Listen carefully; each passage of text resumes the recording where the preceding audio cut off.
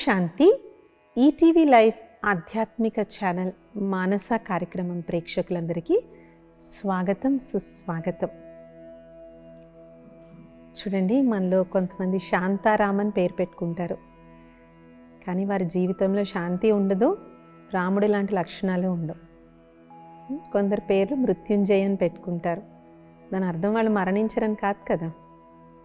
అలాగే కొంతమంది అమ్మాయిలకి లక్ష్మి అనే పేరు పెడతారు, కానీ వాళ్ళ జీవితంలో ఆశించినంత ధనం ఉండకపోవచ్చు. కాబట్టి మానవులు ఈ దేహానికి పెట్టేటువంటి పేరు కేవలం నామమాత్రంగానే ఉంటుంది, కానీ పరమాత్మని పేరు అలా ఉండదు కదా. భగవంతుని పేరు వారి కర్తవ్యాలను సూచించే విధంగా ఉంటుంది. కాబట్టి భగవంతుడు అంటే ఫస్ట్ మనకి ఏం చేస్తాడని గుర్తొస్తుంది, అందరికీ మంచి చేస్తాడు అనేసి, అందరికీ కళ్యాణం చేస్తారు అని, లోక కళ్యాణం చేస్తాడు అనేసి. అంటే కళ్యాణకారి, శుభకారి, మంగళకారి అని మనకి గుర్తొస్తుంది పరమాత్ముని పేరు. అలాగే మనం కిందటి భాగంలో మనం తెలుసుకున్నాం, పరమాత్ముని యొక్క దివ్య సుందర స్వరూపం, జ్యోతి స్వరూపం, అ పాయింట్ ఆఫ్ లైట్, ఒక నూర్. వీటన్నిటికీ కలిపి సంస్కృతంలో ఉన్నటువంటి పదమే శివ. కాబట్టి పరమాత్ముని నామము వారి కర్తవ్య వాచకంగా ఉంటుంది.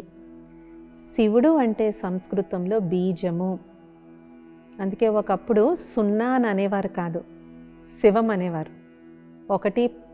10 చెప్పాలంటే 1 0 అనేవారు కాదు, 1 శివం అనేవారు.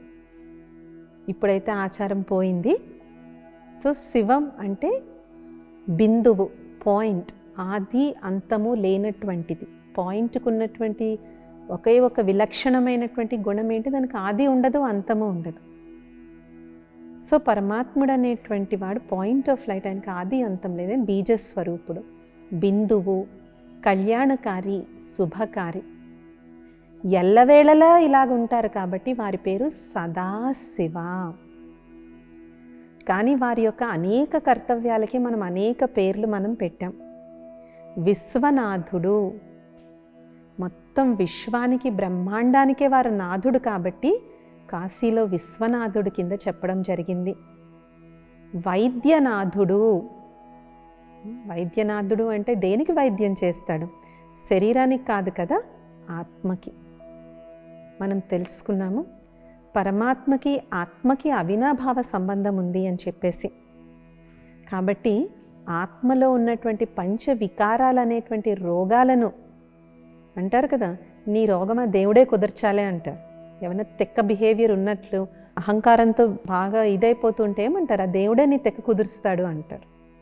అంటే అది ఏం తిక్క, శరీరానికి ఉన్న తిక్క కాదు, మనసుకున్నటువంటిది. కాబట్టి వారిని వైద్యనాథుడు అని అంటారు. ఇంకా సోమనాథుడు, సోమరసము అంటే అమృతము, ఆత్మకు నిజమైనటువంటి జ్ఞానాన్ని ఇచ్చి అమరలోకమైన సత్యుగం, స్వర్గానికి తీసుకుని వెళ్తారు. కాబట్టి పరమాత్ముడికి సోమనాథుడు కింద కూడా ఆరాధన జరుగుతుంది. అలాగే బొంబాయిలో బబుల్ నాథుడు అంటే ముళ్ళకి కూడా నాథుడు అంట. ముళ్ళంటే ఏంటి, మనుషులు చూడండి అంటారు మీ మాటలు తూటాల్లాగా పొడుచుకుంటాయి అనేసి.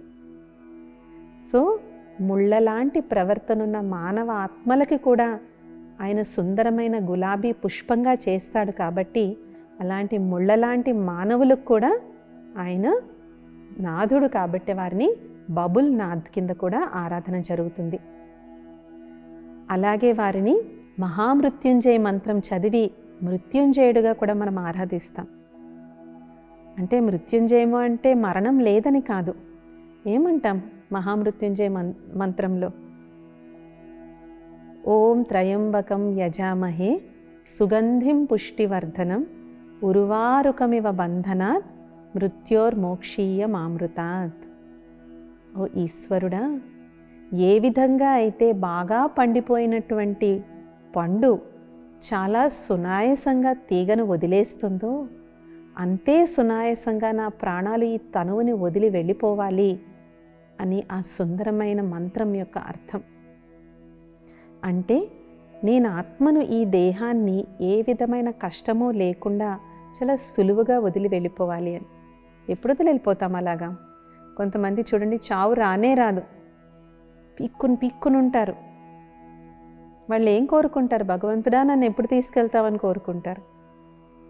అంటే ఆ ఆత్మకు ఆ దేహంతో అంత రుణం ఉందన్నమాట, వదిలి వెళ్ళలేకపోతుంది. కాబట్టి ఎవరైతే జీవితం అంతా దేహము, దేహ బంధనాల్లో చిక్కుకుని ఉంటారో, ఈ దేహం అనే వస్త్రం చాలా టైట్గా పట్టేస్తుంది. టైట్ బట్టలు ఇప్పడం ఎంత కష్టం. సో ఆత్మ కూడా ఆ దేహాన్ని వదిలి వెళ్ళడానికి చాలా కష్టపడుతుంది. కాబట్టి నాకు అలాంటి సుఖవంతమైన మరణం ఇవ్వు అని చెప్పి ఆ పరమాత్మను మనం కోరుకుంటాం. కాబట్టి వారిని మృత్యుంజయుడని కూడా అంటారు.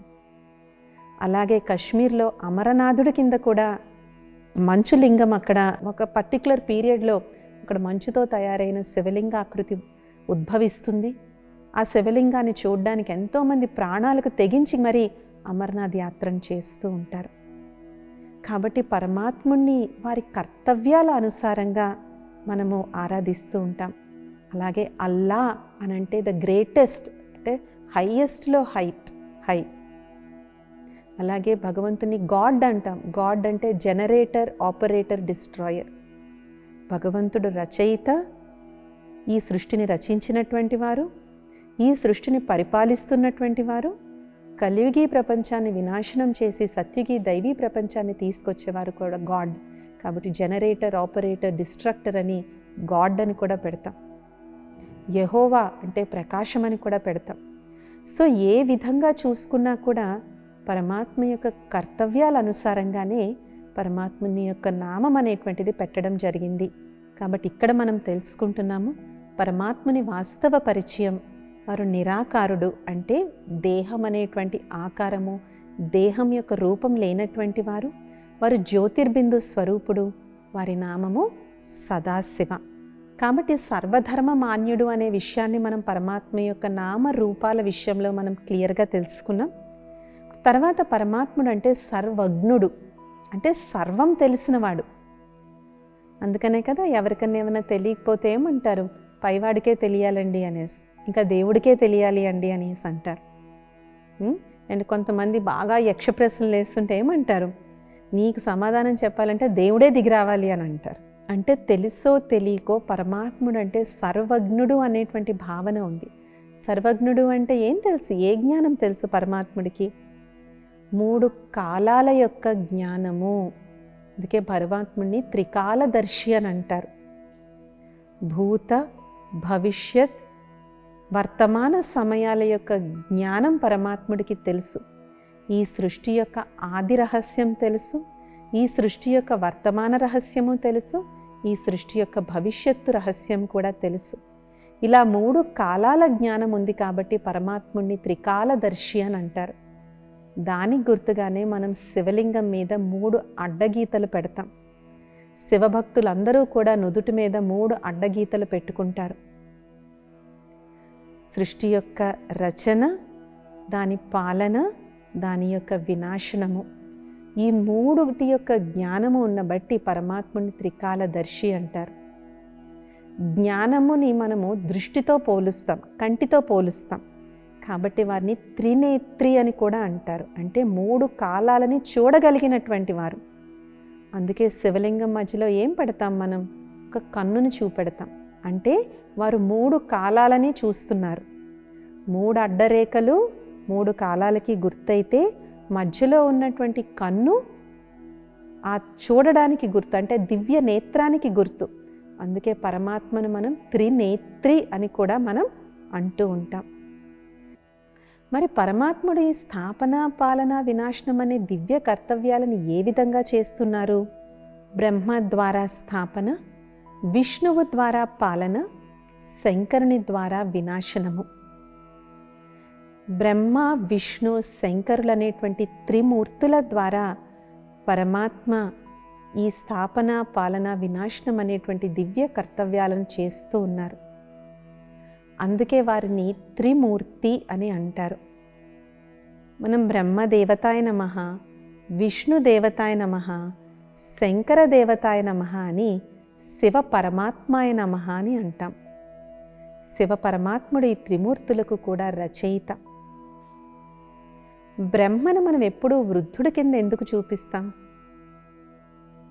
అందరి దేవతల్ని మనం చాలా సుందరంగా మంచి యవ్వనంలో ఉన్నట్టు చూపిస్తాం, కానీ బ్రహ్మని మాత్రం వృద్ధుడి కింద చూపిస్తాం.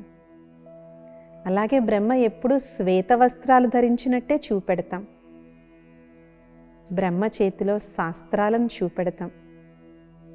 అలాగే చతుర్ముఖ బ్రహ్మ అని బ్రహ్మకు 4 ముఖాలు చూపెడతాం. అన్నిటికన్నా రహస్యమైనది ఏంటంటే, అన్ని దేవతలకి ఎంత గొప్పగా పూజ జరుగుద్ది కదా, మరి మొత్తం సృష్టినే సృష్టించిన బ్రహ్మకు మాత్రం పూజలు జరగవు. వీటన్నిటి వెనకాతలున్న రహస్యం ఏంటి? ఈ సంస్థ పరిచయం చెప్పినప్పుడు మీకు ఒక అద్భుతమైన విషయం చెప్పడం జరిగింది. ఈ ప్రజాపిత బ్రహ్మ తన 60వ ఏట అంటే వృద్ధాప్య దశలో ఉన్నప్పుడు, వారు వానప్రస్థానికి వెళ్ళిపోదాము అన్న సమయంలో, ఒకరోజు సాయంత్రం సత్సంగం జరుగుతున్నప్పుడు ఒక దివ్య వాణి ఏదో వారిని పిలిచినట్టుగా అనిపిస్తుంది. సత్సంగం లెగిసి వెళ్ళిపోతారు. ఇంట్లో వాళ్ళు ఆశ్చర్యపోతారు, అదేంటి సత్సంగం మధ్యలో లెగిసి వెళ్ళిపోయారు అని. అప్పుడు వారి కోడలు ఒక అద్భుతమైన దృశ్యాన్ని చూస్తుంది. దాదా యొక్క ముఖం ఎర్రని ప్రకాశంతో వెలిగిపోతుంది. దాదా కళ్ళు మూసుకుని చిద్విలాసంలో ఉంటారు. ఆ సమయంలో వారి ముఖం గుండా 3 మహావాక్యాలు వస్తాయి.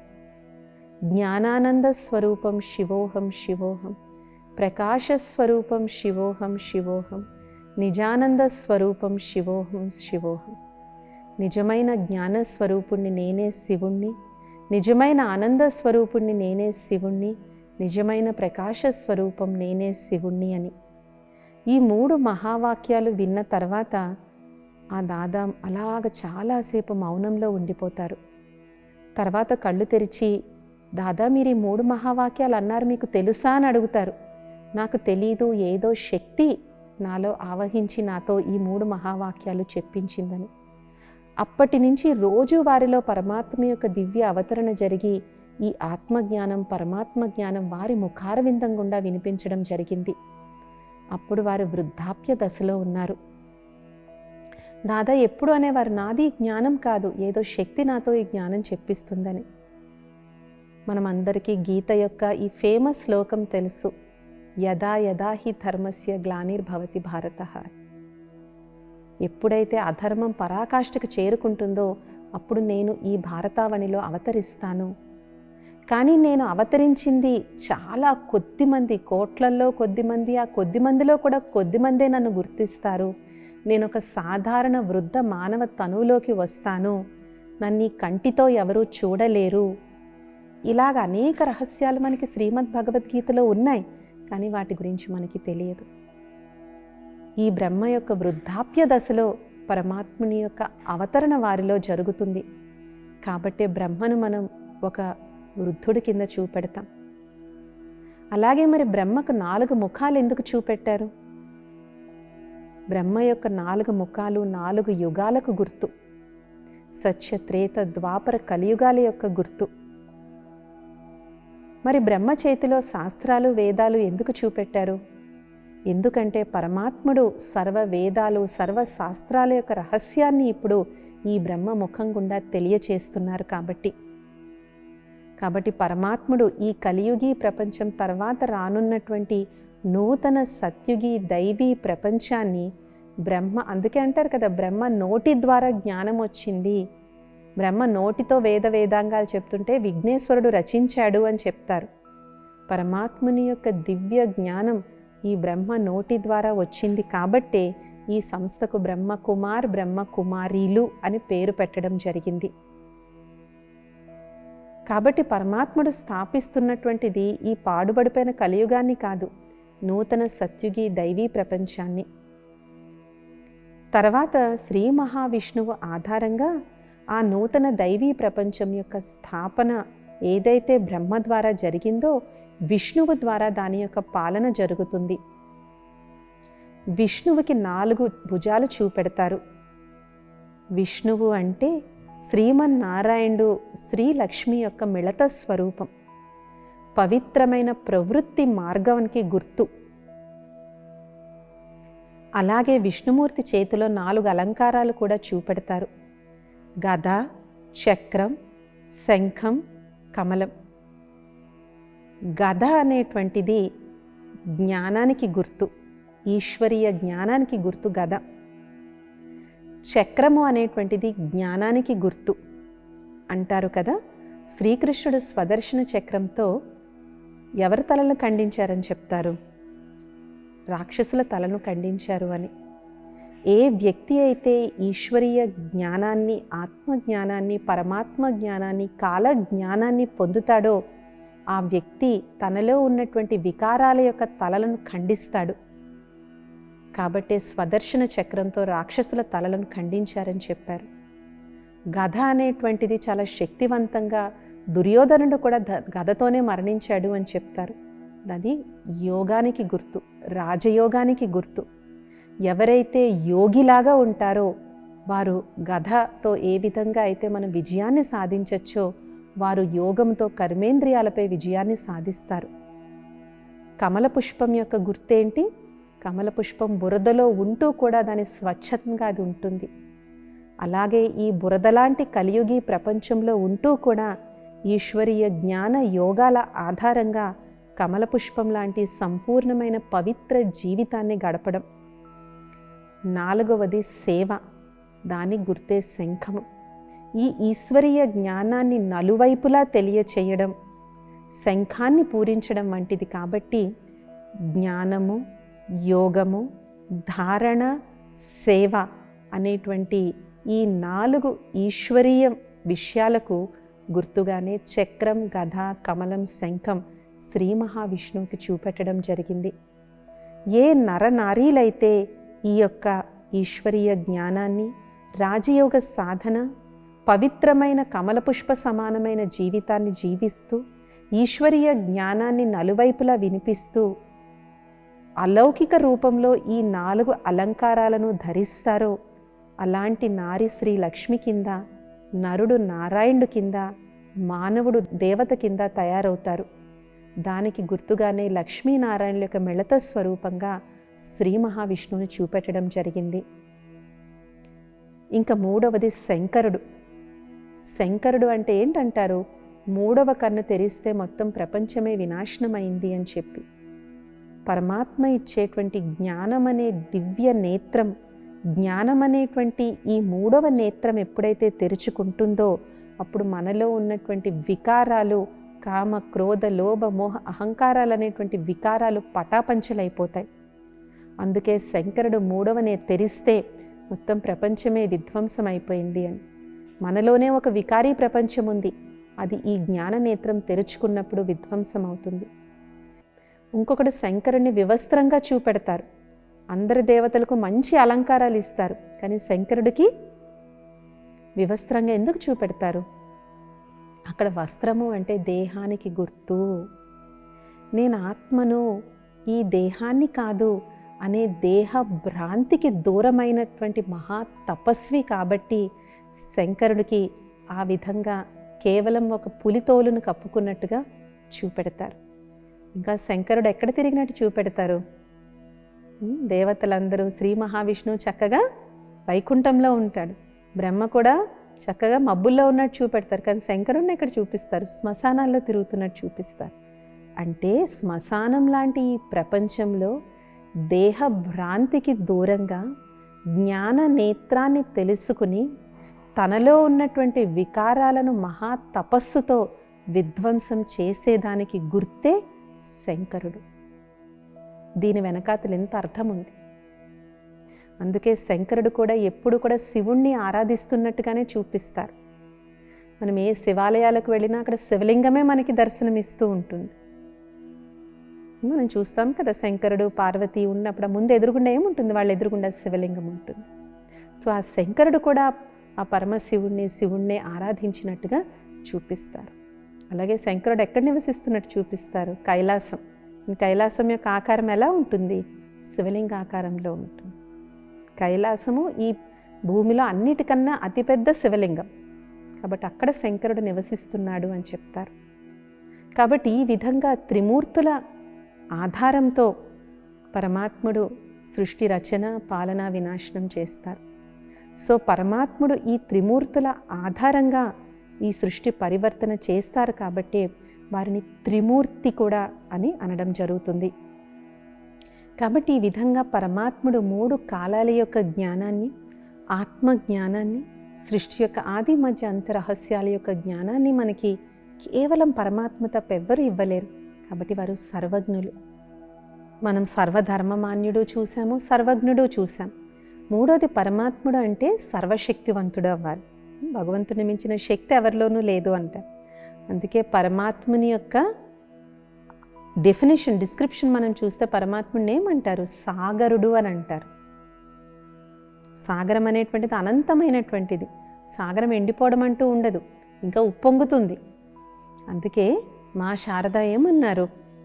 ప్రపంచంలోని చెట్లన్నీ కూడా కలంలాగా చేసి, సముద్రంలోని జలాన్నంతా సిరాయిలాగా చేసి, ఈ భూమిని ఒక కాగితం కింద చేసి, స్వయం ఆ సరస్వతే పరమాత్ముని మహిమ రాసినా కూడా వారి మహిమ అనంతము, తరగదు అని చెప్పారు. కాబట్టి పరమాత్ముని యొక్క మహిమ, ఆయన సర్వ గుణాలలో సాగరుడు. మనం చూసాం కదా, ఆత్మలో 7 గుణాలు అనేటువంటివి ఉన్నాయి. ఈ 7 గుణాలు ఆత్మలో ఒక నదీ సమానంగా ఉన్నట్లయితే పరమాత్మలో అవే గుణాలు సాగర సమానంగా ఉంటాయి. అందుకనే మనకు మనశ్శాంతి కావాలంటే ఎక్కడికి వెళ్ళి కూర్చుంటాం? పరమాత్మ దగ్గరికి వెళ్ళి కూర్చుంటాం, దేవుడి దగ్గరికి వెళ్ళి కూర్చుంటాం. పాట పాడతారు కదా, తూ ప్యార్ కా సాగర్ హే తెరే ఎక్ బూందుకే ప్యాసే హమ్ అని. నువ్వు ప్రేమ సాగరుడివి, ఆ ప్రేమ సాగరంలో ఉన్న ఒక్క ప్రేమ బిందువుకు నేను దాహంతో ఉన్నాను అని ఆ పాట అర్థం. కానీ పరమాత్మ ఏమంటాడంటే, నేను మీ తండ్రిని, మీరు నా దగ్గర యాచించాల్సిన అవసరం లేదు. కేవలం యథార్థంగా నన్ను స్మృతి చేస్తే నా దగ్గర ఉన్న సర్వ గుణాలు, సర్వశక్తుల యొక్క వారసత్వం అంతా మీదే అని. ఇప్పుడు చూడండి, తండ్రి కారు కొన్నాడు అనుకోండి, పిల్లవాడికి ఎంత నష ఉంటుంది. ఎవరన్నా వచ్చి ఈ కారు ఎవరిది అంటే ఏమంటాడు? నాది అంటాడు. ఎందుకన్నాడు నాది అని? వాళ్ళ నాన్నది కాబట్టి, తండ్రిది కాబట్టి కొడుక్కి కూడా నష ఉంటుంది, ఇది నా కారు అని చెప్పేసి. కాబట్టి పరమాత్ముడు అనంతమైనటువంటి వాడని ఎందుకంటారు అంటే, వారి రూపం జ్యోతి బిందు స్వరూపమే, కానీ వారి యొక్క శక్తి, వారి యొక్క గుణాలు అనంతమైనటువంటివి. విశ్వంలోని ఆత్మలందరూ వారి దగ్గర నుంచి ఎంత తీసుకున్నా ఇంకా లభిస్తూనే ఉంటుంది. ఒక కథ ఉందన్నమాట. ఒక చంటి పిల్లవాడు వాళ్ళ అమ్మతో కలిసి షాప్కి వెళ్ళాడు. చంటి పిల్లవాడు చూడ్డానికి చాలా మనోహరంగా ఉన్నాడు. షాప్ ఓనర్ అన్నాడు, నీకు చాక్లెట్లు కావాలా అడిగారు. కావాలి అంకుల్ అన్నాడు. అయితే అక్కడ ఉన్నాయి, వెళ్ళి తీసుకో అంటాడు. నేను ఆ పిల్లవాడు తీసుకోడు, ఎంత బతిమలాడుతున్నా తీసుకోడు. అప్పుడు ఆ షాప్ వాడు ఏమంటాడు, సరే బాబు నువ్వు మొహమాట పడుతున్నట్టున్నావు, నేను ఇస్తానని చెప్పి పిడికిల నిండా చాక్లెట్లు తీసి చంటి పిల్లవాడికి ఇస్తాడు. పిల్లవాడు చాలా సంతోషంగా జేబులన్నీ నింపేసుకుంటాడు. బయటకు వచ్చాక వాళ్ళ అమ్మ అడుగుతుంది, ఎందుకు బాబు మేము అందరం అంత చెప్తున్నా నువ్వు ఎందుకు తీసుకోలేదు అని అడుగుతాడు. ఇప్పుడు ఆ పిల్లవాడు ఏమంటాడు, అమ్మా నా చేతులు చాలా చిన్నవి, నేను తీసుకుంటే 2, 3 చాక్లెట్లే వస్తాయి, కానీ అంకుల్ చేయి చాలా పెద్దది, ఆయన ఇచ్చాడు కాబట్టి చూడు నాకు 2 జేబులు నిండిపోయినన్ని చాక్లెట్లు వచ్చాయి అనేసి. సో మానవుల మీద మనం ఆధారపడి, మానవుల నుంచి వీళ్ళ వల్ల నాకు శాంతి దొరకాలి, వీళ్ళ వల్ల నాకు సుఖం దొరకాలి, వీళ్ళు నాకు ప్రేమనివ్వాలి అనుకోవడం ఏంటి? ఆ చెంటి పిల్లవాడు చాక్లెట్లు తీసుకున్నట్టు. దొరుకుతాయి, కొంతమంది దగ్గర మనకి పీస్ దొరుకుతుంది, దొరకదని కాదు, కానీ అది ఎలా ఉంటుంది? 1-2 చాక్లెట్లు తీసుకున్నట్టు ఉంటుంది. ప్రేమాప్యతలు దొరుకుతాయి, కానీ అది కూడా శాశ్వతంగా ఉండదు. దీని గురించి స్వామి వివేకానందుడు పరమాత్ముని ప్రేమ గురించి చాలా మంచి నిర్వచనం ఇచ్చాడు. ఏంటంట, ఒక మానవుడు జన్మ తీసుకున్న వెంటనే ముందు తల్లి అంటే అపారమైన ప్రేమ ఉంటుంది. కొన్నాళ్ళకి ఆ ప్రేమ తల్లిదండ్రుల నుంచి ఫ్రెండ్స్ మీదకి మరులుతుంది. తర్వాత ఆ ప్రేమ ఫ్రెండ్స్ నుంచి భార్యా పిల్లల మీదకి మరులుతుంది. తర్వాత భార్యా పిల్లల నుంచి కూడా పోయి మనవళ్ళు మనవరాళ్ళ మీదకి మరులుతుంది. ఇలా మరలి మరలి మరలి మరలి మరలి ఫైనల్గా పరమాత్ముని యొక్క ప్రేమ ఎంత ఆవహిస్తుందంటే ఈ 4 ప్రేమలు కూడా తుడిచిపెట్టుకుపోతాయి అనేసి. పరమాత్ముని ప్రేమని ఒకసారి కానీ మనం రుచించినట్లయితే ప్రపంచం యొక్క ఏ ఆకర్షణ మనల్ని ఆకర్షించలేదు. అందుకే వారిని సత్యం, శివం, సుందరం అన్నారు. సత్యం అంటే ఏంటి? పరమాత్ముడు అవినాశి. సత్యం అని దేన్ని అంటాము? గంట గంటకి మారిపోయేదాన్ని సత్యం అనం కదా. అవినాశి కాబట్టి పరమాత్ముడు సత్యం, సదా ఉంటాడు, సదా ఉండనే ఉన్నాడు. శివం, మంగళకారి. సుందరుడు, పరమాత్మనిలో ఉన్నంత ఆకర్షణ శక్తి ఈ ప్రపంచంలో, ఈ మొత్తం విశ్వంలో, ఈ బ్రహ్మాండంలోనే దేంట్లోనూ లేదు. కాబట్టి సత్యం, శివం, సుందరుడు అని ఒక్క పరమాత్ముడికే వర్ణన అనే చేయడం జరుగుతుంది. కాబట్టి మనం రాజయోగ సాధనలో మనం పరమాత్మతో యథార్థమైన కనెక్షన్ మనం పెట్టుకుని ఆయన నుంచి సర్వ గుణాలు, సర్వ శక్తులను మనం తీసుకుంటాం. అప్పుడు మనకి మానవుల మీద డిపెండెన్సీ, మానవుల మీద ఎక్స్పెక్టేషన్స్ తగ్గిపోతాయి. మనం దాతగా అయ్యి ఇంకా 10 మందికి మనం దానం ఇచ్చేవాళ్ళుగా అవుతాం తప్ప మనం యాచకులుగా మనం అవ్వము. కాబట్టి పరమాత్ముడు సర్వ గుణాలలో, సర్వ శక్తులలో అనంతమైనటువంటి సాగరం. ఇవాల్టి మానస ఎపిసోడ్లో మనం పరమాత్మ యొక్క పరిచయాన్ని కొంచెం తెలుసుకుందాం. వచ్చే మానస ఎపిసోడ్లో ఇంకొన్ని విషయాలను తెలుసుకుందాం. ఓం శాంతి. నమస్తే.